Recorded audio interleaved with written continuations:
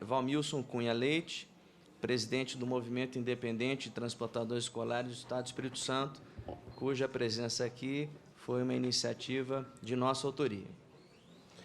Eu quero cumprimentar a todos com uma boa tarde, cumprimentar o presidente da mesa, o deputado Max Filho, aproveitar a oportunidade para agradecer a ele pela oportunidade de trazer o transportador escolar para discutir esses assuntos. Eu quero registrar também aqui a presença do senhor Carlos Eduardo, presidente do sindicato de BH, está ali, agora também presidente da União Geral de Transportadores Escolares, e também eu quero registrar a presença do senhor Tiago, está ali atrás, representante da OCB, OCB Nacional, do sistema OCB-SESCOP. Nós temos dois assuntos aqui em discussão hoje, os dois assuntos são importantes para o transporte escolar. Até agora só foi abordada a questão da cadeirinha, e nesses 10 minutos vamos ver o que a gente consegue colocar o nosso ponto de vista de ambas as partes. Eu acho que a gente tem a visão de quem está no volante. Eu sou transportador escolar há 10 anos e sou presidente da Cooperativa de Transporte Escolar do Estado do Espírito Santo. Quem está no volante de um veículo, rodando no dia a dia, é quem tem é o que sofre na pele a questão do trânsito, a questão da segurança no dia a dia. A questão da segurança dos alunos, das crianças num veículo escolar hoje, ela vai muito além da discussão de um veículo. Ela vai muito além da discussão de um veículo. E o que chama a atenção do transportador escolar é que toda vez que se fala de segurança, apenas se mexe no veículo. Apenas isso.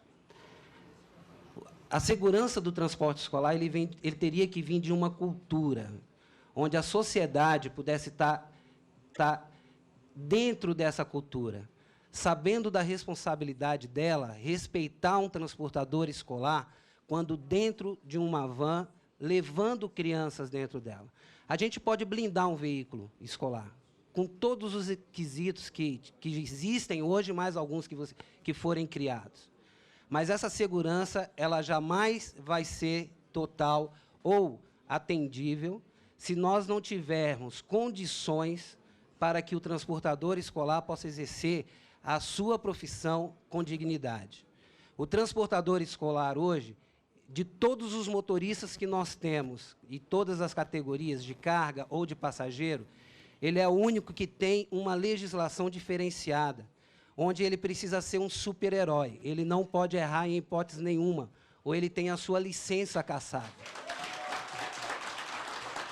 Entretanto, esse mesmo transportador escolar que não pode errar, ele não tem direito a um trânsito livre para desembarcar uma criança em segurança. Esse transportador, ele precisa parar numa fila dupla, porque as cidades não foram planejadas para tal. E quando ele para numa fila dupla, se ele encontrar um agente que dormiu, teve uma noite mal dormida, ele vai ter uma multa. E essa multa tira esse condutor de circulação. E aí nós vamos ter o caso dos transportes irregulares. Além disso, nós temos uma fiscalização 100%, em muitos casos, falhas. Aqui no projeto de lei, que está em pauta também aqui nessa audiência pública, o autor ele fala da questão do transporte escolar do interior, com ônibus de pneus carecas e tudo mais. O CONTRAN já fala tudo isso, já tem as resoluções, já tem as vistorias que são feitas. E por que esses veículos estão rodando? Porque não tem uma fiscalização adequada. A fiscalização que tem na rua hoje, ela não conhece a legislação do transporte escolar. No Estado do Espírito Santo, na semana, agora dia 12, nós tivemos um seminário, e a OCB esteve presente lá, e onde o representante do DETRAN falou que dentro do Estado do Espírito Santo, o Estado do Espírito Santo, o transporte lá não é regionalizado, é Estado, é assim igual aqui no DF, e temos 5 funcionários dentro do Departamento de Trânsito, para cuidar do transporte escolar dentro dos 78 municípios que nós temos lá. Então, vão ter esses gargalos. Falando aqui, propriamente dito, das cadeirinhas agora, levando aqui voltando a palavra aqui do seu Milton, ele citou várias resoluções ali com relação à cadeirinha, mas não foi citado que o Denatran, em 2 de setembro de 2010, ele publicou no Diário Oficial uma deliberação de número 100, que, naquela época, ele já reconhecia a não existência de um equipamento para cinto duas pontas. Tanto é que, nessa deliberação, autoriza-se, inclusive, de que crianças abaixo de 10 anos possam ser levadas nos bancos dianteiros do veículo com o dispositivo, ou, na falta desse, de que elas possam ser levadas no cinto duas pontas, mesmo no banco traseiro, mesmo que essas crianças tenham uma faixa etária de 3 a 7 anos. Então, em 2010, em dia 2 de setembro de 2010, o Denatran já reconhecia, naquela época, a impossibilidade desse dispositivo, que o Inmetro vem só em 2014, conforme já foi colocado aqui pela palestrante, na portaria 18, reconhecer isso aí. A outra questão também, que foi colocado pelo seu Milton, a questão de um assento temporário, até que se decida, não é isso, eu entendi bem, um assento que possa ser adaptado. Gente, aí a gente passa por uma coisa, quem vai pagar essa conta? Né? Nós vivemos hoje, a questão da cadeirinha, ela tem 3 inviabilidades. Ela tem a inviabilidade financeira. Você tem um veículo hoje, no transporte escolar, em sua grande média, de 15 a 20 passageiros, ou acima de 20 passageiros. Você equipar esse carro de 15 passageiros com mais de um tipo de cadeira, ou até com um tipo de cadeira, isso hoje é um valor que o transportador escolar ele não tem condição de arcar com esse valor. Por quê? Nós tivemos uma carga tributária, principalmente no diesel, elevadíssima nos últimos anos. Fato é que os caminhoneiros que utilizam o mesmo combustível que nós chegaram a parar o país. Correto? Além disso, nós temos todo o custo dessa cadeia para que a gente possa trabalhar de forma regularizada. Ok, o financeiro ele não pode estar acima do quesito segurança. Ok, então vamos passar para o segundo quesito. Já foi provado por A mais B que não existe uma viabilidade técnica para esse dispositivo nesse veículo. Então, já foi colocado aqui o cinto duas pontas. Nós não temos hoje no nosso país nenhum veículo de coletivo fabricado com cinto 3 pontas. Então, para que em fevereiro a gente possa colocar essa resolução em prática, é impossível. É impossível. Não tem como. Não existe uma adaptação aceitável para isso. Ok? Então, se não temos a condição de colocar esse veículo tecnicamente, então vamos criar um veículo para tal, com normas para que possa ter essas cadeirinhas. Aí a gente entra na terceira inviabilidade do negócio, que é a inviabilidade de mobilidade no trabalho. O transporte escolar autônomo, ele não trabalha com um contrato fixo, garantido, de 12 meses, como já foi falado em algumas entrevistas por alguns órgãos. O transporte escolar autônomo, principalmente no seu particular, ele é regido pelo Código do Consumidor.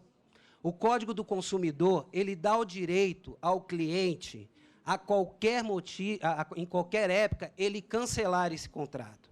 Então, você tem, no início do ano, uma leva de clientes que, durante o ano, isso vai se modificando.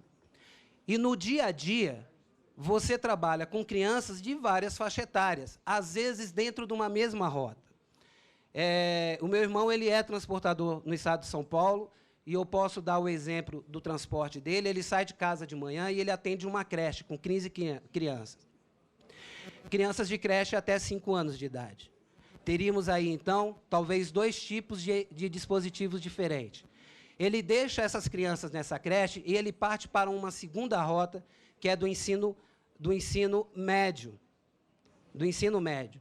E aí ele já vai trabalhar com uma criança que está fora dessa faixa etária, acima dos 7, 8 anos de idade, e aí ele tem que colocar essas cadeirinhas onde? No caso dele, são 15 cadeirinhas. Ele não tem onde colocar essas cadeirinhas.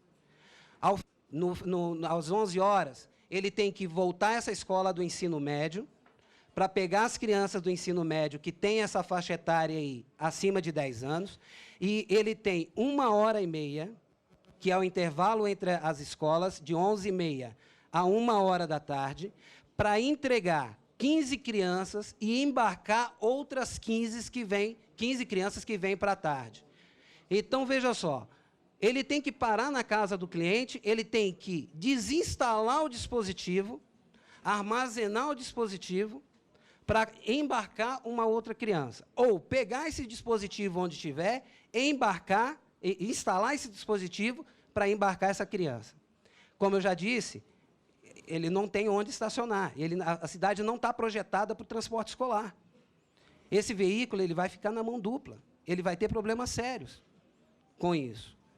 Ok? Então, nós temos aí, nesses pontos, todas essas 3 inviabilidades. Tá certo? Na questão da cadeirinha. A financeira, a técnica e a de mobilidade. Tá certo? E uma outra questão. Hoje, o transporte público, transporte escolar público no interior do Estado, está nessas condições que o autor do projeto de lei colocou aqui. Vocês acham mesmo que vai colocar a cadeirinha lá naquele ônibus do caminho da escola, que foi fabricado para 40 crianças e que está levando 120 crianças, como foi reportado na TV Record recentemente? Então, é uma lei, gente, que não é para o transporte público, apenas para o autônomo. E, deputado, se você me permitir, só um minutinho para falar da outra questão da pauta, que fala sobre o monitor. A questão do monitor, ela é colocada numa resolução ou numa alteração do Código Nacional de Trânsito, ela pode acarretar alguns problemas. Eu vou dar um exemplo disso para vocês. Em Salvador, eu estive em Salvador agora no ano passado, e nos morros de Salvador você não sobe com uma van para fazer o transporte escolar lá. É veículo de 7 lugares. E como que você coloca um monitor num veículo de 7 lugares? Você está diminuindo mais uma vez a renda desse transportador e está acrescendo a esse transportador mais um custo. Tá certo? Ah, mas um veículo sem um monitor, ele pode passar por uma questão de urgência e o motorista ele não pode atender. Olha só, dentro de um veículo de transporte escolar, boa parte do pessoal aqui é transportador escolar, e nós aprendemos isso nos cursos que nós fizemos, qualquer que seja a emergência dentro de um veículo de van escolar, você tem que imediatamente parar esse veículo, independente se você tem monitor ou não tem monitor. Tá certo? Agora, tem situações, e aí eu digo para vocês, que realmente você necessita de um monitor. Não tem como eu defender aqui que um ônibus com 40 alunos dentro dele, você não precisa de um monitor. Realmente precisa. Então, a questão dessa lei com relação ao monitor, no nosso ponto de vista, ela tem que se manter regional. Nós temos regiões do Brasil, e que ela é obrigatória. No Espírito Santo, acima do 4º ano, ele é obrigatório. Em outros não é, porque a realidade do transporte daquele local é totalmente diferenciada. A outra questão aqui também desse projeto de lei, do autor, é a questão das penalidades do transportador escolar. Ele tem triplicado todas as penalidades do transportador escolar. Eu concordo, e aí em gênero, número e grau. Se o camarada ele tiver alcoolizado, do meu ponto de vista, e aí não é só o transportador escolar, é qualquer motorista, se ele tiver alcoolizado, ele tem que sair da condução de homicídio e se envolver no homicídio, de culposo para doloso. Porque ele assume, quando ele bebe e pega a direção do veículo, ele assume, sim, o risco de matar. Então, eu concordo com isso. A questão do transporte não autorizado, do transporte clandestino, precisa ser penalizado, sim. E eu pergunto por que se existe no Código Penal a questão das punições para quem exerce uma profissão sem autorização e por que o Código Penal não é aplicado no transporte clandestino? Por que é aplicado para o médico, para o advogado, para tantas outras profissões? E o transportador clandestino, ele tem uma multa de apenas R$100, ok? Eu quero agradecer, obrigado, deputado, pela abertura aqui e a todos que puderam estar ouvindo a gente nesse momento. Eu agradeço. Quero registrar a presença